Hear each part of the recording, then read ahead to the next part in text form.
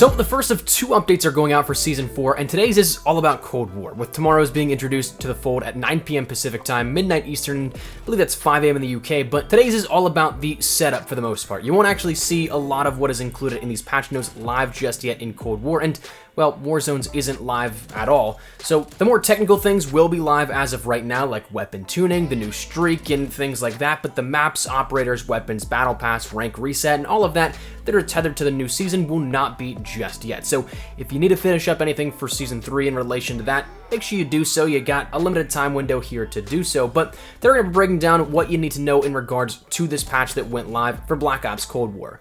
Aforementioning and heads up here, there won't be as much B-roll here as you're normally used to seeing in update videos with corresponding footage of each of these weapons and such when it comes to the weapon tuning. Not much specific menu footage, but that's because this is the last video I'm creating out of office across the country, and so that means this potato of a mic that I've been using, you won't have to put up for that too much longer after this video, thankfully. I'll be back with the update as of tomorrow with a more in-depth and thorough look like you're normally used to with Warzone's update, but for the time being, I do apologize, this may be a bit more bare bones than usual, but anyways, let's jump right into it. Firstly, let's talk about the stuff that is live as of right now. Weapon tuning was something that was mentioned in these patch notes by Treyarch, in which firstly they mentioned that there was some assault rifle tuning here at this, with the muzzle attachments changing in Gunsmith, with most cases improving damage range on the suppressor attachments for assault rifles, and offering a little bit more of a stealthy approach to it. But we also have a lot more in-depth when it comes to those specific numbers and details. You're going to end up seeing a pretty decent pattern here with this, but with some different values pertaining to different weapons. But for the XM4, it reduced the range penalty on suppressor muzzles from 15% to 11%, and also reduced the range penalty from the agency suppressor from 33 to 22%. The AK-47 ended up reducing its range penalty on the suppressor muzzle from 15% to 13%, but also increased the range penalty on the GRU suppressor muzzle, making that go from 25% to 27%. So a slight adjustment here to that, but makes it a little bit worse than it was pre-patch. The QBZ increased its range penalty on the suppressor muzzle from 15% to 17%. The FFAR saw a reduction in both of these, with a reduction on the penalty of the suppressor from 15 to 10%, a decent buff there, and a reduction in the range penalty on the agency suppressor from 33 to 20%. The Krig saw a reduction in its range penalty on the agency suppressor from 30 to 25%, while the Groza saw an increased range penalty on that suppressor muzzle from 15 to 17%. And finally, the Farah 83 had a reduction in its range penalty on the GRU suppressor from 33 to 32%, and an increased range penalty on the standard suppressor from 15 to 20%. So kind of shaking up the meta here a little bit depending on which weapon you're using in that assault rifle category, but for the time being, that is the only stuff that was detailed here in terms of changes made to weaponry in Cold War. This does not affect weaponry in Warzone, so bear that in mind. If there's going to be weapon tuning, that's going to be reported on probably later today by Raven Software. Then one of the things that should be live also as of right now is that brand new streak of the hand cannon. Now, this was hinted at for quite some time. It's been an Easter egg within the campaign. It's been something that's been data mined for months now at this point, but it's going to be a one-shot pistol similar to the Annihilator in Black Ops 3 and Black Ops 4, and it comes along for 2,800 score. That should be live as of right now, again, pending that it doesn't change here after what we've seen the last couple of seasonal updates, but then we also see that there's going to be a reduction in the progression changes for seasonal levels. Now, right now it's not specified if this is live as of right now, or if it's going to be held off until Season 3, but there's going to be a reduction in the amount of XP needed to progress through seasonal levels, meaning that going from level 1 to 2 will take less XP and all the way up through your Master Prestige levels. So that's going to be something that's nice and hopefully makes this easier to breeze through your seasonal ranks and complete everything on the season in upcoming seasons. So I'm all for that. I'm cool with that. That doesn't seem like a change that is really too negative, but then we end up seeing there's going to be an updated main menu lobby for Season 4, as we've seen with all seasons so far. We ended up having that snowy main menu here for Season 3, the jungle main menu I think it was for Season 2, and so on in the past. We also see new menu tracks introduced, and we'll also see League play changes coming into effect, where those are made to update the skill division requirements to sort of maintain a target population and maybe redistribute some percentage of players outlined by the rules section as well. So your placements may shift, but we also end up seeing that these end up having a little bit more details in terms of rewards, in which players can win 10 games in the Advanced, Expert, Elite, and Masters division to earn charms, emblems, and stickers to show off their skills. Now, is it something that is as incredible as an exclusive blueprint? No, but it's something no less. You have the option to finish top 25, top 10, top 5, getting a victory and finishing first, getting that hot streak of 2 consecutive first place finishes, blazing, which is 3 consecutive first place finishes, and then diamond, which is 6 first place finishes.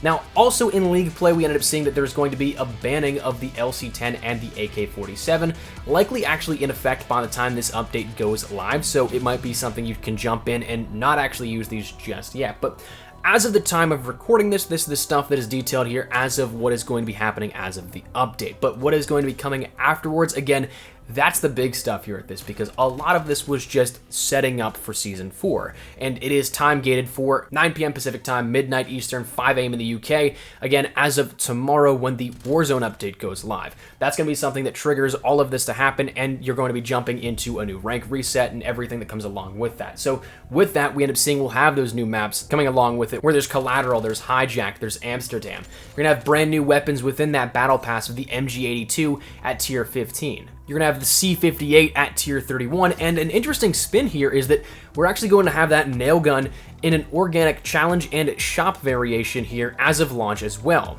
I kind of thought that was going to be held off until maybe like 2 weeks after the launch of Season 4 here, so that we have some content in season, some weapons to look forward to, but that actually is going to be coming at launch as detailed by these patch notes, so that's something that's interesting as well. You'll be able to see that with the OTS-9 and the Mace melee weapons dropping later on in the season, and we'll see if there's anything else introduced here via mid-season, since that's kind of a low number of weapons to introduce across the season compared to last season. We had, I think, what, 4 post-launch of Season 3, so that'll be interesting to see how that works out. We have the new operator of Jackal coming along.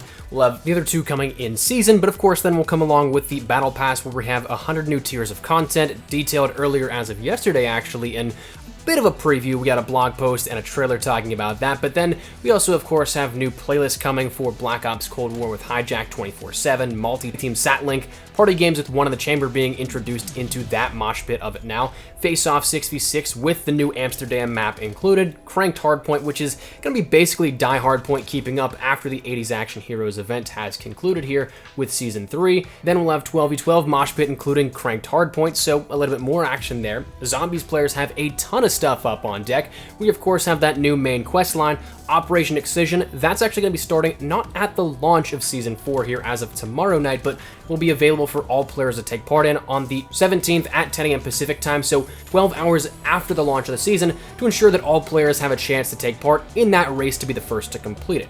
Now, there also will be that new Outbreak region of Zoo. We, of course, will end up seeing that introduced in the Zombies format, but again, likely with the other versions that we've seen in the past, that also will likely include it coming to multiplayer as of mid-season, if I were to guess here. We end up seeing that happen with Duga and the map in Season 2 as well. We'll have new intel coming along, and we'll have new main quest adjustments for the existing quest line that's already available within Outbreak right now.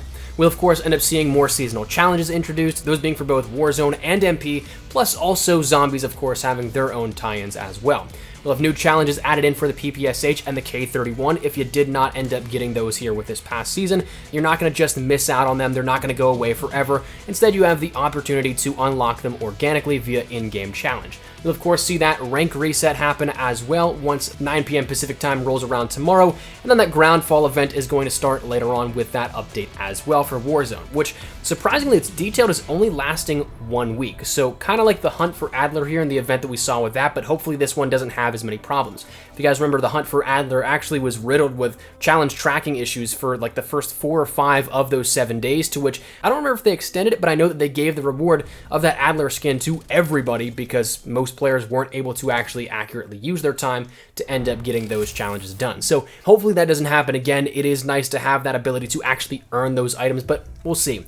But for right now, that is the update that we were given here via Treyarch and what we have on offer for the update right now, going live as this video going out. So that said, that's where we're going to wrap it up. I'd love to get your thoughts and feedback down there in the comment section down below. Anything here that really entices you, anything that you're looking forward to, maybe pulls you back into Cold War for a little bit, whatever it is, feel free to let me know your thoughts down below. But hopefully enjoy the video. If you did, make sure you drop a like down below, and of course, if you are new to the channel, make sure you guys subscribe so you miss a single thing running all things Warzone, especially as we gear up for the changes coming as of tomorrow into the full launch of Season 4 and anything Season 4 related. We're going to keep you up to date with everything you need to know. There's going to be a lot, so make sure you hit the subscribe button. If you also want to follow me over on Twitter and Instagram, there's the best places to get content on YouTube. Practically on both those. If you guys want to strike up a conversation, ask me a question, whatever it may be, that link is down there in the description below. That said, thanks so much for watching. My name is Espresso. I'll see you guys later.